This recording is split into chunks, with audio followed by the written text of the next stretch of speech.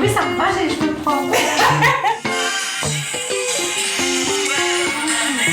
Donc voilà, il fallait qu'on mette Catherine Lara au générique. Par contre, j'ai regardé le truc, la crème pour les cuisses qui frottent, c'est des vrais produits, tout ça, c'est pas des blagues. Ah non. Bienvenue, vous écoutez Entre nos lèvres, un podcast qui raconte les vraies histoires autour de la sexualité, mais pas que. Nous sommes Céline et Margot et aujourd'hui nous accueillons une nouvelle invitée, Sylviane. Sylviane a 65 ans et avec elle nous allons discuter des histoires de famille, de petites culottes et de cheveux courts, des 3-8 et des 400 coups, de fidélité et d'incartade, mais aussi du corps qui rouille et des suppléments d'âme. C'est parti.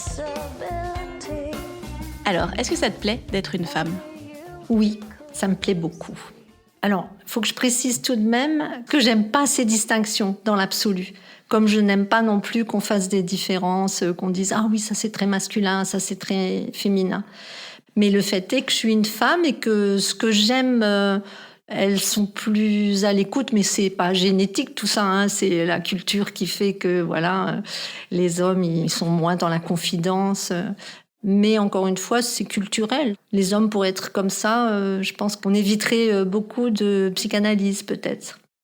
Tu disais que t'aimais pas trop les distinctions, mais pour toi, c'est quoi être féminine, par exemple ? Être féminine...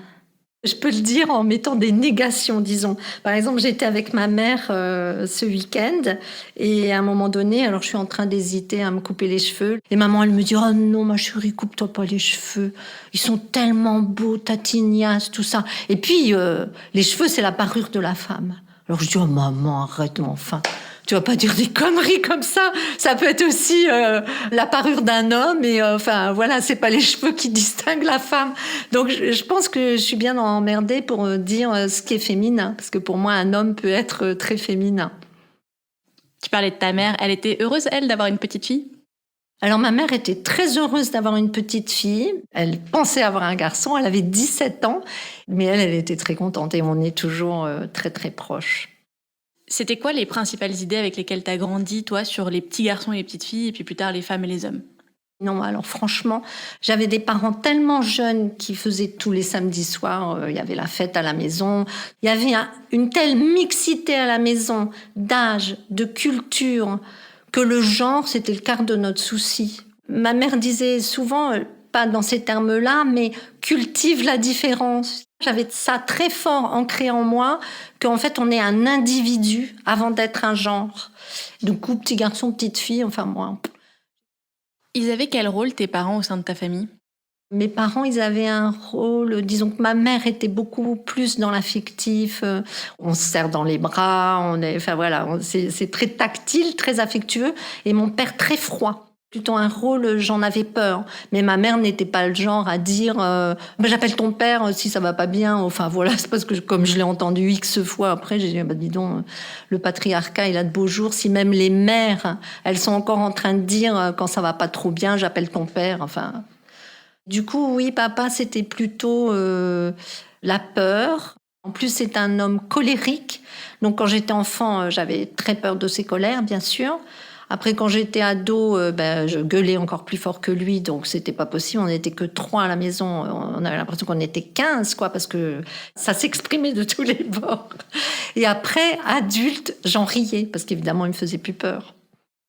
Tu pouvais discuter de tout avec tes parents ? Alors, je pouvais discuter de tout avec ma mère, mais avec mon père, non pas parce qu'il y avait des tabous, mais juste parce que ça s'est pas fait. Et surtout, comme mon père faisait les 3-8, donc, il travaillait soit de 10h du soir à 2h du matin, soit de 2h du matin à 2h de l'après-midi, soit de 2h l'après-midi à 10h du soir. Enfin, voilà. Et donc, on n'a pas pu créer un lien. Et ma mère n'avait pas travaillé tout de suite, alors que mon père travaillait déjà quand je suis née. Donc, non, je parlais, mais avec ma mère, vraiment de tout. Je n'ai jamais rien caché à ma mère. Du coup, c'est vrai que dans ma nature, je ne sais pas ce que c'est que de cacher quelque chose. Je vivrais très mal avec ça et c'est pour ça que je préfère toujours tout dire ou crever des abcès. Enfin, il n'y a pas de non-dit. Est-ce que tu te rappelles de ton premier souvenir par rapport à ta sexualité ? Oui, je me souviens très bien. Parce qu'on était en train de regarder les 400 coups à la télévision. À un moment donné, je suis allée aux toilettes et évidemment, il y avait du sang. J'avais 11 ans et j'appelle ma mère et donc elle me dit « Ah ben voilà, ça y est, ma chérie, t'as tes règles. Voilà, t'es presque une femme maintenant. » C'est ça mon premier souvenir, lié, c'est pas vraiment la sexualité, mais disons lié au sexe. Et un souvenir d'un éveil ou d'un premier désir Alors, un premier désir, oulala. Je pense que j'ai été asexuée très très longtemps. J'ai été ce qu'on appelle un garçon manqué, mais c'est idiot de dire ça, j'aime pas ce terme en fait. Tomboy, comme disent les Anglais, c'est presque mieux, je trouve. Mais un premier émoi sexuel, je pense que ça a été vraiment très tard, parce que j'ai été vraiment qu'avec des garçons et en n'ayant pas conscience du tout de mon corps. J'avais un physique très androgyne et j'étais surtout avec des copains, mais pour jouer. Et après, quand il y a des garçons qui m'ont un peu approchée d'une autre manière, j'ai mis une ère glaciaire entre les garçons et moi. Il fallait surtout pas qu'on me touche. Ça, je sais pas d'où ça vient. Je pense que c'était plutôt un esprit de contradiction. Quand je rencontrais un garçon qui ne me connaissait pas et qui d'emblée voulait me faire la bise, je tendais la main, je disais « on se connaît ?» Je sais pas, il y avait un mélange de snobisme, de vouloir surtout pas faire comme les autres. Et donc, non, peut-être aussi un peu une crainte. Et je me souviens, le premier petit ami, on était tombés amoureux lors d'un camp de montagne. J'avais 18 et lui 16. Il a essayé de toucher mes seins. Oh, l'erreur! Erreur! Je voulais bien qu'on m'embrasse, on se roulait des pelles. Ça, c'était très sympa, mais il fallait pas que ça aille plus loin. Donc le premier acte sexuel, le premier amant, c'était un homme qui avait 56 ans et j'en avais 22. 22 très tard. Ma mère, à 14 ans, savait déjà ce que c'était. Et ma fille aussi. Avant, pour toi, faire l'amour, c'était quoi, du coup ? Je ne me représentais pas. Enfin, ça n'existait pas. Faire l'amour, je ne sais pas ce que ça voulait dire. J'y pensais pas. Enfin, je ne sais pas parce que je n'avais pas la peur d'être enceinte. Parce que ma mère avait été enceinte à 16 ans et que ça n'avait pas été une catastrophe vu qu'on rigolait bien tous les trois. Je ne sais pas du tout, je ne sais pas d'où ça vient. Il faudrait que je creuse, que je m'allonge sur le divan, mais ça n'existait pas. C'était le jeu, moi, la joie qui primait sur tout ça. Je n'étais pas du tout dans la séduction. Du coup, la première fois que tu as ressenti du désir pour un homme, c'était pour celui dont tu nous parlais tout à l'heure, qui a 56 ans, c'est ça ? Oui. Ça a été très, très progressif. En fait, c'est un homme que je connais depuis mon enfance, puisque c'est mon oncle, un oncle divorcé de ma tante qui est la sœur de papa. Donc, c'est un oncle par alliance, mais tout de même que j'ai connu depuis ma naissance. Et surtout, mon père et sa sœur étaient très proches, donc on passait toutes nos vacances ensemble. Et ils vivaient à Grenoble. Et cet oncle-là et cette tante-là, Jean et Antoinette, c'était tous les deux des profs. Quand on allait chez eux, il y avait les murs couverts de livres, il y avait des disques, mes 3 cousins jouaient d'un instrument de musique. Ça a été des grandes années pour moi. Enfin, quand j'arrivais là, j'ai été nourrie culturellement de ce que les murs et les conversations envoyaient, la musique, etc. Et cet homme-là, en fait, je ratais mon bac. J'ai raté mon bac 2 fois. Pour mes parents, c'était pas important. Enfin, en fait, ce qui s'est passé, c'est que je me suis dit, je vais jamais, comme papa et maman, ils s'en fichent comme de l'an 2, c'est pas eux qui vont réussir à me soutenir. Je me suis dit, c'est chez la sœur de papa. Je sentais que c'est là, dans ce qui était l'antre de la culture pour moi depuis l'enfance, que j'allais avoir ce fichu bac. Antoinette, d'accord, je m'installe chez elle et elle est en Syrie, ce qui fait que je suis arrivée dans son appartement seule. Elle était déjà divorcée de cet oncle. Cet oncle m'a accueillie et il m'a emmenée au cinéma, il m'a emmenée au ski, il m'a emmenée. Enfin, on a été beaucoup à 2 à ce moment-là. En gros, tu vivais chez Antoinette, seule dans son appartement, ouais. Et Jean venait souvent te voir, c'est ça ? Voilà, venait souvent me chercher. Il restait pas là, il venait me chercher. Il venait me chercher pour aller au musée, il venait me chercher pour aller au ski, il venait me chercher. Je sentais qu'il y avait quelque chose qui naissait dans la façon qu'on avait de se regarder. Et là, je commençais à avoir les pétoches, quoi. Je me dis, Antoinette, elle va rentrer. Je suis en train de tomber amoureuse de mon oncle, quoi. Que j'appelais encore mon oncle. Dans ma tête, c'était encore mon oncle. Donc, c'est quand même très étrange, même pour moi. Et un jour, on est revenus du ski, tous les deux. On s'est regardés intensément. On a fait le tour de la voiture et il m'a embrassée, quoi. Tu te sentais à ce moment-là complètement consentante et dans le désir à ce moment-là. Ah oui. T'as jamais eu le sentiment de subir quelque chose ? Alors, j'ai pas subi, non. J'étais partie totalement prenante de ça et... Du coup, j'étais très troublée, mais ce dont je me souviens, c'est vraiment par le regard. C'est le regard qui déclenchait quelque chose en moi. Lui, il avait clairement un regard de désir, mais que j'accueillais. Je ne me sentais pas violée par ce regard. Je me sentais au contraire désirable. Et donc, la fois d'après, on s'est vu, il m'a donné les clés de chez lui, où il me dit, si tu veux étudier tranquille à la maison, voilà, t'as les clés, on ne sait jamais. Et j'accepte ces clés. Et donc là, un soir, en fait, je reste dans l'appartement de mon oncle. Je pense qu'il était chez une de ses filles. Et donc, je me dis, il va peut-être pas rentrer cette nuit. Je dors là. En sachant, s'il rentre, oui, je suis dans son lit. Je savais que je tentais le diable, quoi. Il est rentré la nuit. Quand il m'a découvert là, il n'a pas dit « qu'est-ce que tu fais ?» Enfin, il n'était pas surpris non plus. On a fait l'amour le lendemain matin. Et tout de suite, en fait, j'ai trouvé ça super, moi. Et est-ce que c'est quelque chose dont tu as parlé à quelqu'un, à une amie Alors tout de suite, pratiquement dès le lendemain, j'en avais parlé à une amie avec laquelle on avait parlé de ça avant que l'événement se passe, et parce que je sentais quand même une grande trahison envers cette tante que j'aimais beaucoup, qui est aussi une personne qui m'a beaucoup apporté. Ça urgeait qu'on trouve toutes les deux, cette amie et moi, à qui j'en avais parlé, un petit appart à partager. Donc, dès que la chose est arrivée, je lui ai tout expliqué. Et elle a dit « oh là là là là, faut absolument que tu n'habites plus chez ta tante ». J'étais bien d'accord avec ça. Mais le poteau rose a été découvert avant qu'on ait trouvé un appartement. Entre le moment où ça a été la première fois et le moment où mes parents ont été mis au courant, il y a peut-être eu 3 mois. Et à un moment donné, je skie avec ma mère et elle me dit « ton père n'est pas content, il trouve, et je trouve aussi que vous avez une drôle de relation, Jean et toi ». Et là, fièrement, j'ai dit à ma mère « c'est pas une drôle de relation, c'est mon amant ». Et là, ma mère s'est écroulée. Elle l'a pas dit à papa. Et le soir même, en fait, ma tante, qui était de retour dans l'appartement, avait fouillé dans mes culottes. Cet homme m'a écrit énormément de lettres et j'avais caché ces lettres sous mes culottes. Et donc ma tante, quand j'étais au ski, a fouillé. Et donc elle a dit à papa, et là, quand papa l'a su, il m'a foutu une baigne, ma tête, elle est allée cogner contre le mur. C'est la seule fois où il a levé la main sur moi. Et après ça, on a fait nos bagages dans la nuit. Il m'a ramenée à Dunkerque. Je l'entends encore dire, de toute façon, on t'a jamais élevée. Et donc, il a dit, puis tu es toujours habillée n'importe comment. Alors, il m'a fait passer mon permis de conduire, que j'avais pas. Il a demandé à maman qu'on m'achète des habits, des habits un peu de femme. C'est comme si lui, d'un seul coup, il se disait, c'est normal qu'elle fasse des conneries, on s'est jamais occupé d'elle. Du coup, ça a été interrompu pendant 4-5 mois, pendant lesquels on s'écrivait avec Jean, on s'écrivait par poste restante, et où on manigançait par lettre interposée mon évasion. Et je me suis sauvée, ça a été terrible. J'ai laissé un roman à mes parents pour expliquer tout ça.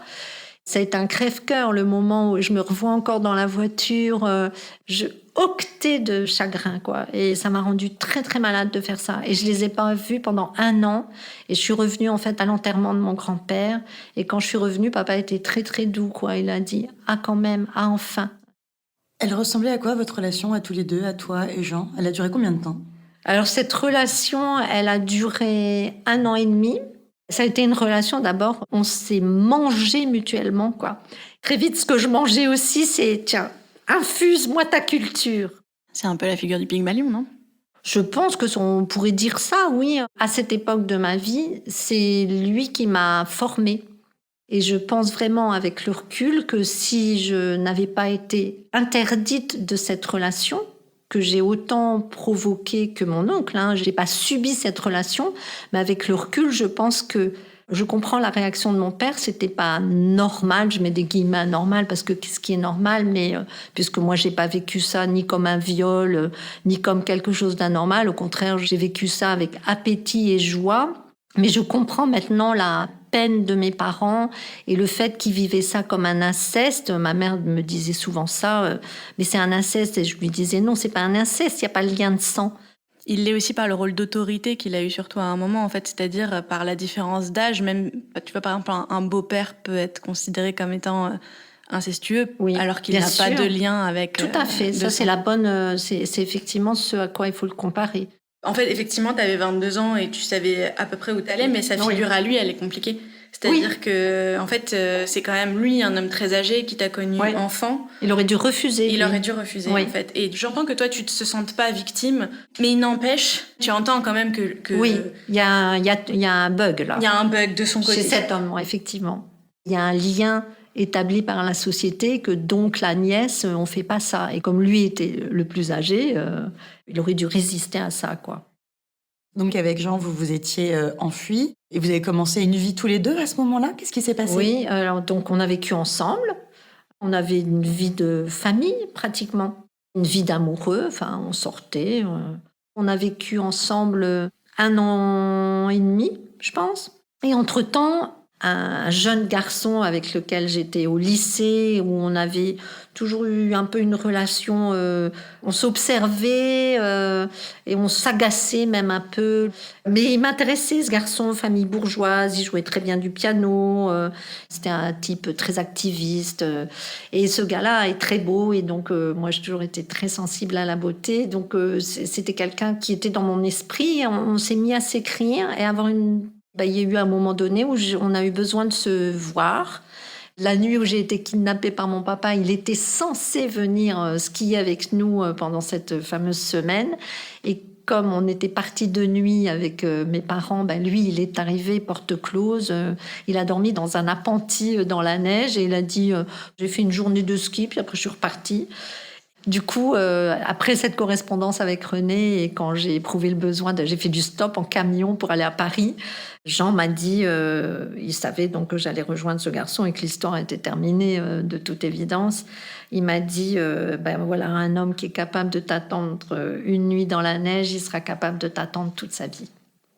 Et de fait, je vis encore avec René. Du coup, tu as quitté Jean à ce moment-là J'ai quitté Jean à ce moment-là, oui. Est-ce que tu penses que tu as été amoureuse de Jean ? Non, j'ai réalisé, en fait, après, quand j'ai connu René, que non, je n'étais pas amoureuse de Jean. Il y a eu quand même un vrai échange et je pense une vraie affection entre Jean et moi. Maintenant que je sais ce que c'est que l'amour, je sais ce que c'est qu'être amoureuse, je ne peux pas dire non que j'étais amoureuse. J'ai été attirée, et pour diverses choses, attirée sexuellement et attirée intellectuellement. Elle a ressemblé à quoi ensuite votre relation avec Jean une fois que tu l'as quitté pour un autre garçon ? Elle est morte. Et c'est quelqu'un qui menaçait de se suicider. C'est quelqu'un qui a dit tu pars avec toute ma jeunesse. Il avait un tempérament assez fragile psychologiquement. Et après, ça s'est accusé. Après mon départ. Et après, on s'est pas revus. On s'est revus une fois avec René. On partait à moto, René et moi, en Italie. Et donc, évidemment, on s'est arrêté à Grenoble. J'ai appelé Jean pour savoir si on pouvait passer. Je me souviens que c'était pas très agréable, en fait. C'était plus mon oncle, c'était plus mon amant. Je le trouvais très agité, il avait des médocs. René, qui lui est assez impur, ce René. Il me dit oh là là, il est pas très net, ton oncle. Hein. Il était au courant pour votre histoire ? Ah oui, bien sûr. Ah, oui. D'ailleurs, mes parents, ils ont vu René comme le sauveur, évidemment.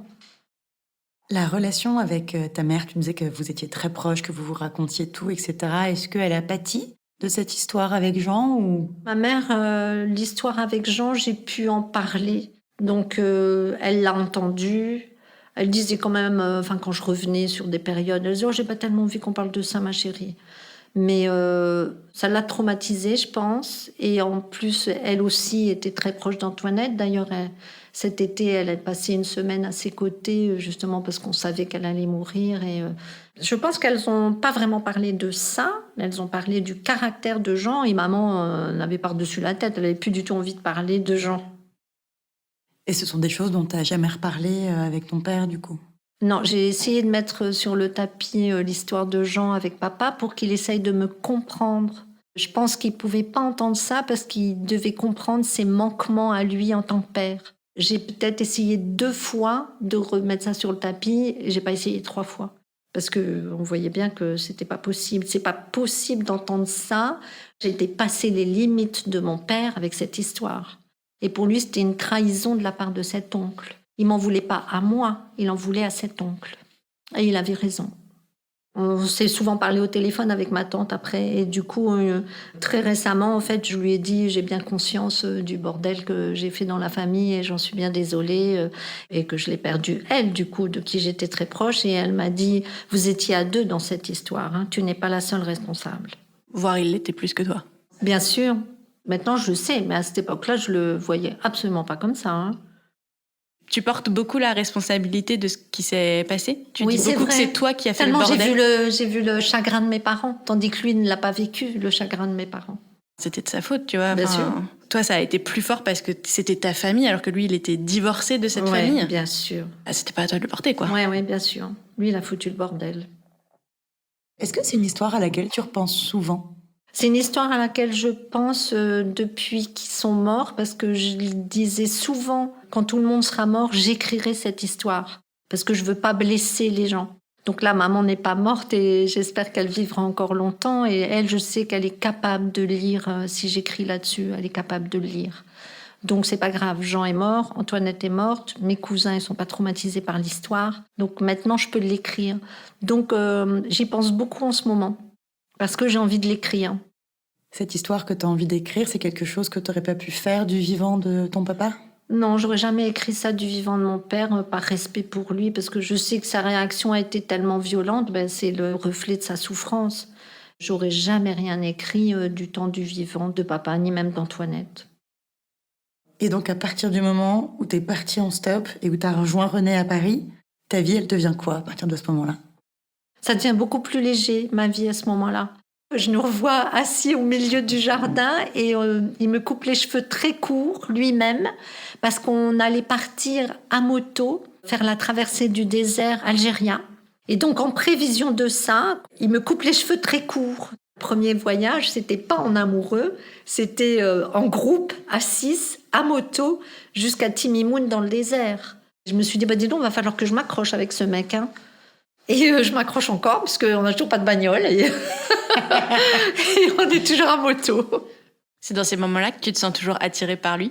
C'est quelqu'un qui m'épate tout le temps. C'est quelqu'un qui est extrêmement stable et qui bouffe la vie, mais d'une manière très zen. Je vis avec lui depuis 36 ans. Il n'a jamais élevé la voix. Il ne s'énerve pas. Et donc, le désir que j'ai de René... Outre qu'il me plaît comme ça, quand je vois, là, je ne l'avais pas vu depuis une semaine, je lui bouffe la nuque, je lui dis, oh, mais qu'elle est belle, cette tête! C'est parce que je me dis, mais où est-ce qu'il va s'arrêter? Enfin, mais qu'est-ce que c'est que cette personne? De quel bois il est fait? C'est ça qui stimule mon admiration et mon amour pour René. Quelqu'un qui ne faiblit jamais devant aucune difficulté. Tu as été amoureuse de lui toute ta vie ? Ou est-ce que ça fluctue, l'amour ? Je l'ai aimé toute ma vie. Quelquefois, non, j'étais pas amoureuse de lui.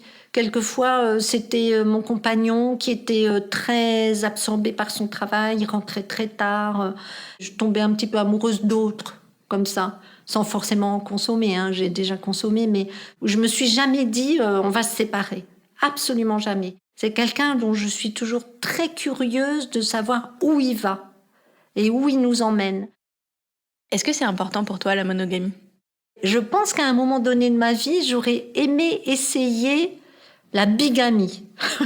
Disons que je me demande souvent, comme moi j'ai été infidèle en le disant, ça a créé un tsunami, que René, lui, apparemment, il m'a souvent dit non quand on s'est interrogé là-dessus. Il m'a dit oui, il regarde les filles, bien sûr, on les regarde même ensemble, on les trouve très belles, voilà. Mais c'est pas, il m'a dit qu'il a jamais été attiré, en tout cas, par une autre femme. J'ai l'assurance que cet homme est à mes côtés. Mais si lui tombait amoureuse de quelqu'un d'autre, est-ce que je trouverais ça si sympa à tenter la bigamie ou la... Par contre, plusieurs, non, ça je comprends pas. Enfin, moi je vivrais pas ça. J'aurais peut-être aimé avoir une relation qui dure un peu avec 2 hommes. D'ailleurs, je l'ai été un peu entre 2 quand j'ai quitté Jean pour René. Enfin, ça n'a pas été du jour au lendemain. Hein. Donc, il y a eu une petite année où c'était un peu à cheval, excusez-moi l'expression, sur les 2. Mais s'il faisait ça, est-ce que je trouvais ça aussi sympa comme expérience? C'est pas sûr. Donc, pour moi, être amoureux, en tout cas amoureux, c'est qu'à 2.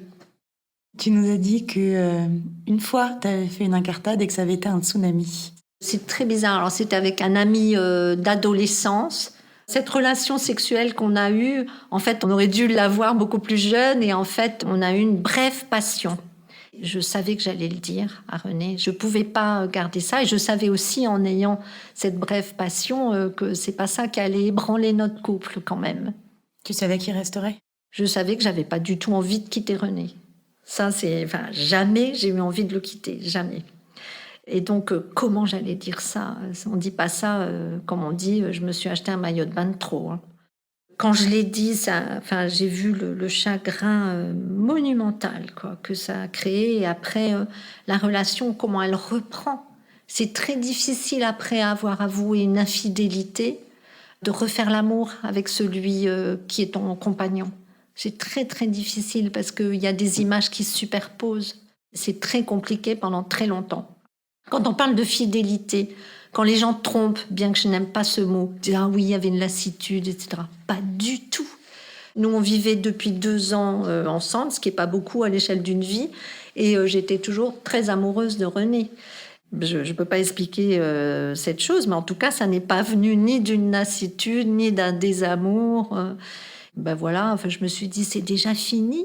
J'ai déjà éprouvé le besoin de me mélanger avec quelqu'un d'autre, mais déjà, après seulement 2 ans, pourquoi j'ai pas résisté à ça? Qu'est-ce qui a fait que je...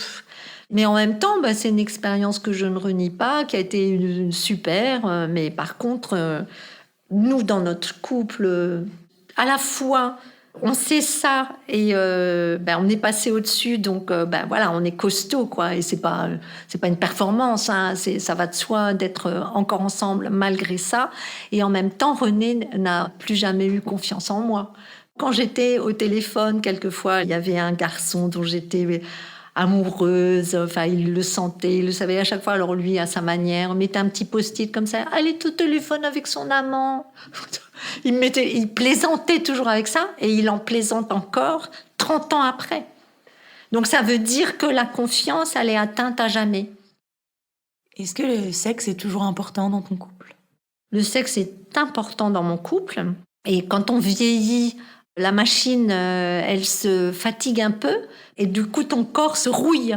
Ton vagin, quand t'es vieux, quand t'es vieille comme moi, ça sèche et ça fait très mal. Alors, je suppose qu'il y a des femmes qui s'arrêtent à ça. Tu vois, elles se disent, non, c'est plus possible. Je suis allée voir ma gynéco. Elle m'a dit, oui, non, mais c'est tout simple. Hein, vous mettez telle crème. Alors, une crème avec un petit dosage hormonal de rien du tout. Tu mets cette crème 3 fois par semaine. Tout est rentré dans l'ordre.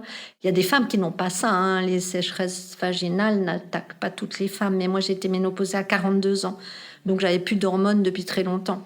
Et du coup, cet endroit-là, il souffre, en fait. C'est pas parce que tu as plus de 60 ans, si tu as encore envie de faire l'amour, que ça doit s'arrêter. Et effectivement, je pense qu'il y a des femmes qui doivent avoir ces douleurs. Mais voilà, il y a une solution à ça. Et j'y pense absolument pas. Et alors, mais par contre, c'est vrai que c'est plus...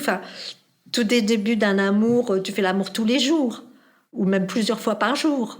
On est fatigué, en fait, le lendemain. On a des courbatures partout.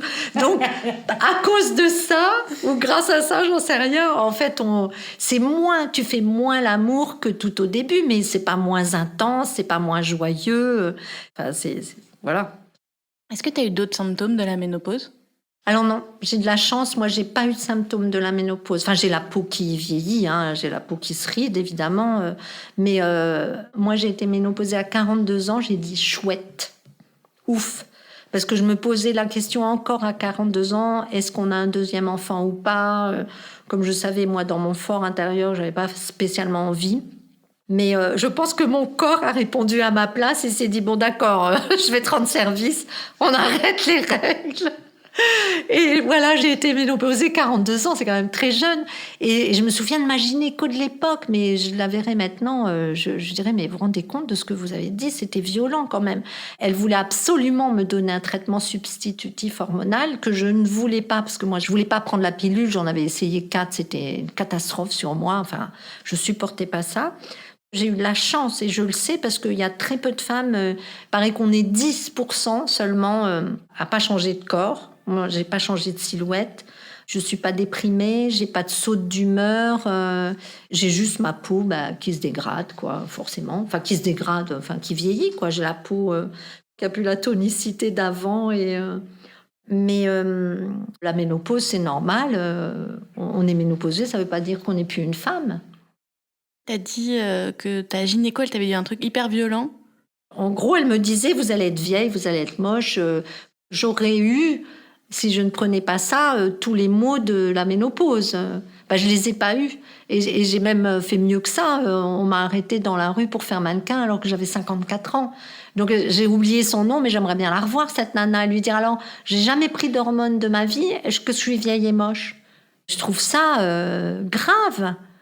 Parce que chaque femme a le droit de choisir ce qu'elle a envie d'avaler quand même. Tu disais que tu avais été mannequin ? Alors j'ai été mannequin, oui, c'était pas du tout prévu. Enfin, j'ai beaucoup posé dans ma vie parce que papa faisait beaucoup de photos. Donc j'ai beaucoup été photographiée depuis l'enfance. Très tôt, ça m'a intéressée. Après, j'étais dans un magazine féminin. Je choisissais aussi les images. Et là, d'un seul coup, j'ai été de l'autre côté. C'est-à-dire qu'on m'a arrêtée dans la rue à Islington, qui est un quartier de Londres. C'était 2 jeunes qui m'avaient couru après. Ils étaient intrigués parce que j'avais une silhouette jeune et les cheveux blancs. Ils m'ont demandé si je voulais participer à un casting sauvage. Je venais d'arriver à Londres. Enfin, ça faisait 1 an que j'étais là, mais que j'avais pas travaillé. Et donc, quand ils m'ont proposé ça, je me suis dit ah bah tiens, oui, pourquoi pas, ça peut être marrant. Je vais utiliser mon corps puisque je peux pas utiliser mes capacités intellectuelles. Je pouvais pas être éditrice en anglais. Je pensais que ça allait être comme ça, une expérience, un shooting du jour. Et en fait, non. Du coup, j'ai été prise dans une agence. J'ai fait des pubs en Afrique du Sud, à Beyrouth. J'étais en vitrine sur Oxford Circus. J'étais dans The Guardian Weekend presque tous les week-ends. Il y a des gens qui me reconnaissaient dans le bus, par exemple. J'étais aussi donc dans le métro, en affiche, sur les bus. Enfin, j'étais très sollicitée donc pendant les 7 années. Ça a été facile pour toi de poser ? Ça a été très facile parce que j'étais habituée. Enfin, j'avais déjà posé nue, déjà, en plus. J'ai pas peur du tout de la caméra. Je suis très, très à l'aise devant la caméra. Et ça a été mais tout à fait naturel. Enfin, et un jeu. Tu disais que tu avais posé nue. Tu te sens à l'aise nue ? Oui, je me sens très à l'aise nue. Mais je pense que je vais commencer à l'être moins. En fait, j'ai vieilli à 62 ans. Je le date vraiment très précisément parce que j'étais inchangée jusqu'à 60 ans. On m'en donnait 50. Même quand j'étais enceinte, j'avais juste un petit ballon devant moi. J'ai pris 9 kilos pendant ma grossesse. En fait, alors je sais pas si c'est le Covid ou effectivement l'âge, parce que maintenant ça fait très longtemps que j'ai pas d'hormones, mais ma peau dégringole maintenant. Alors bon, j'ai pas beaucoup de seins, donc ça dégringole pas là, mais je vois, j'ai les bras qui fripent, j'ai le ventre qui commence aussi à... C'est pas tendu, la peau elle est plus tendue, la peau de dauphin là qu'on a quand on est jeune. Ah ben non, c'est plus du tout comme ça. Mais voilà, je sais pas si à 70 ans je vais encore poser nue, mais pour l'instant ça passe encore, mais je commence à avoir une timidité maintenant. Là, ça y est, j'ai commencé à vieillir. Du coup, un corps qui vieillit, c'est un corps que t'aimes moins ? Oui, je l'aime moins esthétiquement, tout en sachant que c'est idiot, que je suis formatée moi-même, qu'il n'y a aucune raison de trouver moins joli un corps avec des rides. Parce que les rides que j'ai sur le visage, je les aime bien. Tandis que les rides qui commencent à arriver sur mon corps, je les aime moins. Il y a des accidents sur ma peau. Je peux pas dire que je sois contente. Quelquefois, René, il me dit « Oh, j'aime bien, regarde tes jambes, tout plein de taches. » Alors, les taches, ça me dérange pas vraiment. Puis j'en ai plein le ventre. J'ai des taches, j'ai des grains de beauté, des taches de rousseur, ce qu'on appelle des rubis. C'est plein de petites taches rouges. C'est ma peau qui se transforme. Je serais malhonnête en disant que ça me fait plaisir, mais je sais que c'est parce que je suis formatée. Quand je vois des photos de femmes âgées, nues, je me dis... c'est fini, quoi. Et tu crois pas que si t'as du mal à accepter ton corps qui vieillit, c'est justement parce qu'on le voit pas trop, le corps des femmes qui vieillit, et on n'arrive pas à le considérer comme beau, alors que si tu voyais des photos très régulièrement de femmes avec justement la peau des bras qui fripent, en fait, ça te choquerait pas ? Exactement, c'est tout à fait ça. C'est plus on nous verra, moins on fera attention à nous, et moins on aura besoin de parler des vieilles, de la peau, des rides. C'est tout à fait ça, bien sûr. Est-ce que depuis que tu dis qu'il a vieilli ton corps, est-ce que tu as plus conscience de lui quand tu fais l'amour ou est-ce que ça reste un terrain sur lequel tu n'y penses pas? Alors c'est très étrange, on a parlé de ça avec une amie qui est un petit peu plus jeune que moi, mais qui est quand même au-delà de 50 ans. Elle avait eu un amant plus jeune et elle disait cette crainte qu'elle avait en fait de se dénuder devant cet amant plus jeune, alors que son régulier, elle l'a connu très jeune et elle dit en fait je pense qu'on a la mémoire du corps de l'autre quand il était jeune. Et je pense que du coup, on n'a pas conscience quand on est avec celui avec qui on a l'habitude de faire l'amour, que notre peau, elle est plus la même. J'y pense pas pendant que je fais l'amour, mais ça m'arrive de voir un endroit où je me dis qu'est-ce qu'on a changé. Enfin, ça m'est déjà arrivé de penser ça. Ça, c'est le côté esthétique, en fait. Si ta peau est ridée, tu sens quand même toujours la même joie. C'est un truc avec l'esthétique, je pense, et l'esthétique formatée, bien sûr. Est-ce que tu as une sexualité toute seule? Non, ça m'intéresse pas. Alors, quelquefois, je me masturbe, mais c'est très rare et ça m'apporte pas grand-chose. Je me dis, non, c'est vite fait, c'est pas à deux, quoi. Moi, j'aime mieux à deux, mais non, je me masturbe pas. C'est pas quelque chose qui me fait plaisir, en fait. Ça me passionne pas. C'est quoi la sensation que tu recherches à travers le sexe? J'allais dire l'orgasme, mais c'est pas ça, puisque quelquefois, j'ai pas d'orgasme, mais c'est très bien quand même. Ce que j'aime, c'est que d'un seul coup, on n'est plus deux corps. J'aime bien ce mélange, quoi. Enfin, me mélanger avec l'autre, imbriqué, quoi. Imbriqué, mais pas seulement les sexes. Tout est imbriqué et c'est cette fusion, c'est ça qui crée la jouissance. Il n'y a pas forcément un orgasme à chaque fois et c'est pas grave, quoi. C'est se serrer l'un contre l'autre jusqu'à avoir l'impression de rentrer l'un dans l'autre. J'aime bien aussi, enfin voilà. Et pour toi, c'est quoi l'amour? Alors là, il faudrait une encyclopédie. C'est quoi l'amour? C'est connaître et accepter l'autre dans sa liberté, dans ce qu'on estime être tellement différent de nous qu'on a l'impression qu'on va jamais se comprendre. C'est comprendre l'autre qui est forcément une planète différente de soi. Essayer de la comprendre, essayer surtout de la laisser vivre pleinement. Enfin, l'amour, c'est essayer de ne pas entraver l'autre. Est-ce que vieillir, ça te fait peur? Oui, vieillir, ça me fait peur. Pas encore maintenant parce que je me sens pas encore vieille, moi. Mais je vois effectivement quand tu as 64 ans, tu commences à perdre des membres de ta famille et même des amis. Et ça me fait peur, pas la mort, mais la décrépitude. Enfin, j'ai peur quand je vois les personnes âgées que je côtoie de près, et notamment en EHPAD. Clairement, j'ai pas envie de ça. J'aimerais pouvoir décider de ma mort. Alors, je dis ça aujourd'hui avec ma bonne santé de 64 ans. Je n'aimerais pas que ma fille ait à s'occuper de moi comme de quelqu'un de très, très diminué. C'est-à-dire, ça fait dans sa couche, ça se lave plus les dents, ça pue de la gueule, ça a de la barbe. Là, ma barbe, je me l'enlève moi-même, mais je veux pas que ma fille m'enlève ma barbe. J'ai pas envie de vivre ça. Là, tel que je suis aujourd'hui, j'ai pas du tout envie de vivre ça. Et ça m'inquiète, ouais. En ce moment, parce que je vis beaucoup de morts autour de moi, vu mon âge. Je pense quand même que je vais me renseigner vraiment sur ce qu'il faut faire pour mettre fin à mes jours au moment où si j'ai encore cette volonté et la capacité d'y penser. C'est la question de la fin. Pourquoi est-ce que tu as voulu nous parler de tout ça et qu'est-ce qui était important pour toi? Alors, ce que je trouve formidable, et c'est pour ça que j'ai accepté tout de suite, c'est parce que vous n'avez pas eu d'a priori sur mon âge. C'est pas mon âge qui fait que vous vous êtes intéressé à moi. Et j'aime bien aussi parce que vous libérez la parole sur la sexualité et j'en parle pas, moi, avec mes amis de mon âge. Et aussi parce que les femmes de mon âge, elles ont souvent des problèmes avec ça. Enfin, les femmes qui ont été ménopausées, je vois qu'elles dégustent. Et je me dis, il y a du boulot, quoi. Faut libérer ça. Comme nos grands-mères ou arrière-grand-mères, ça a été un cataclysme, les règles. Maintenant, cette histoire de femmes ménopausées, la sexualité des personnes âgées, il faut en parler. Et plus on en parlera, moins ça sera un sujet. L'âge, en fait, c'est une richesse. Je suis moins con, mais vraiment moins catégorique, moins noir et blanc que quand j'étais plus jeune. Je pense que je me suis améliorée en tant que personne. Donc, si on reste ouvert, c'est un privilège de prendre de l'âge parce que dans le meilleur des cas, on prend un supplément d'âme, on s'améliore.